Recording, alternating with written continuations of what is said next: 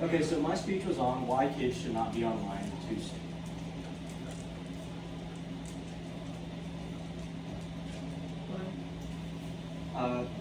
My specific purpose and central idea were to persuade parents that children's internet access should be limited until they reach a certain age and to a certain maturity level.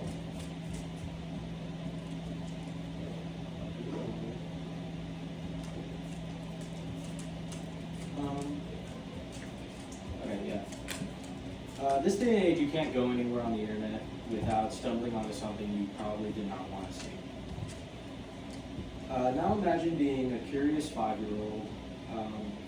At that age, a child doesn't fully understand what's appropriate or harmful. One wrong click can expose them to content they're not mentally or emotionally ready for. So if a child is exposed to something like pornography, violence, or other graphic content, it can lead to anxiety or compulsive behaviors or addiction later in the line of life.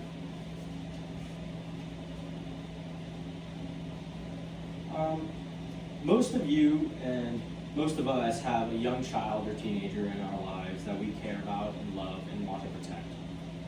Whether it's a sibling, cousin, niece, or even a future son or daughter, online dangers can feel overwhelming. But recognizing the risk is the first step to making sure they grow up safe, informed, and healthy.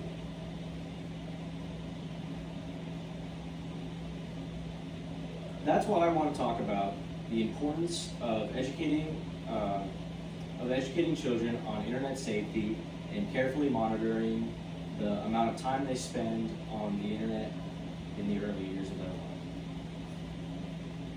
I'll talk about how much screen time is appropriate, the balance of teaching children safe internet use, and encouraging meaningful non-internet interactions with the world around them so they can develop their own opinions on the world naturally. Additionally, I'll cover effects of early exposure to porn and how it can attribute to issues like anxiety.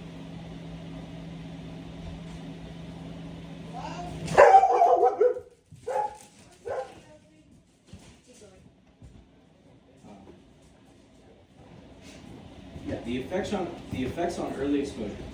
When a child is exposed to graphic content like pornography, violence, or other disturbing material, it increases the risk of anxiety, confusion, and compulsive behavior.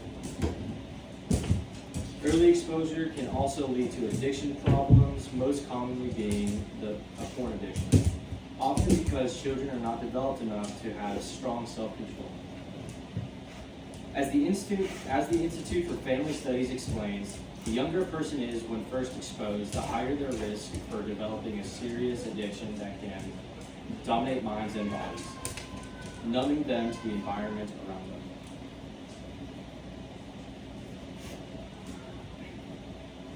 Understanding effects of exposure is a good first step, but the next is learning how to educate our children about this to prevent it. Teaching internet safety. Use resources like the National Center for Missing plus Exploited Children. They offer kid-friendly shows and adult guides on dangers like sextortion and spotting red flags early. But don't just let your kids watch alone. Watch it with them and talk to them about it. Ask them questions. Ask what they learned and how they felt. Builds trust and helps the message stick.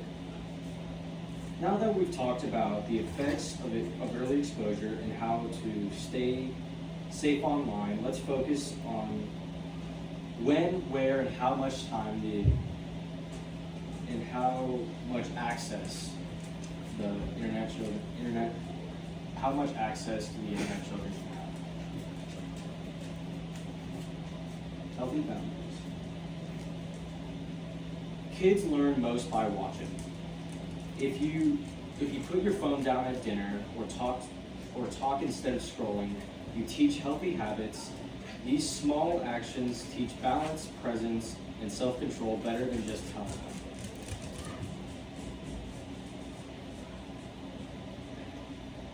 According to the American Academy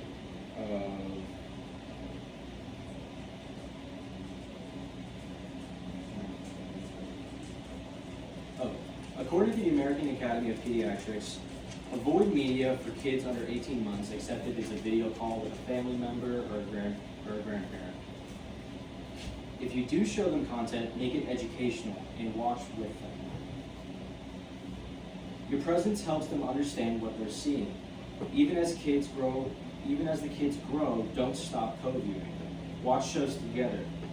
Lets you talk about unrealistic beauty standards, unhealthy relationships, and messages you don't agree with in the shows they're watching. It also helps them learn to think critically about the things that they consume online. Don't stop modeling good habits in the teen years. Stay off your phone at dinner and be present. It shows them that they're your main priority, and they'll be more likely to open up to you about questions they have instead of just their friends. By middle or high school, you should have already talked about sending explicit images. Some teens think it builds trust, but it can backfire, causing betrayal, public exposure, and hurting reputations or hurting their reputation at work.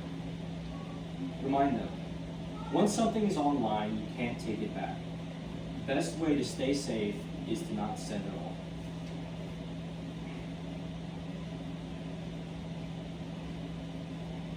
Today we explored the impact of early exposure to graphic content, how to educate both yourself and your child about online dangers, and how to manage their internet use. Like when they're online, how long,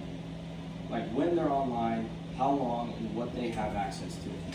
We also discussed what warning signs you should look out for, ways to monitor your child's activity, and the importance of having open, honest conversations about risky behaviors.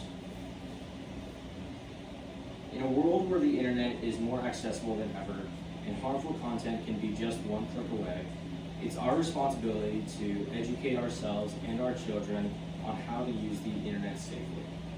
This includes what to expect, what to avoid, and how to recognize red flags before it is too late. By staying informed and engaged, we can help the next generation to grow strong, independent, and confident. Your children will grow to be prepared to thrive in a digital world full of both amazing opportunities and real dangers. That's a good one.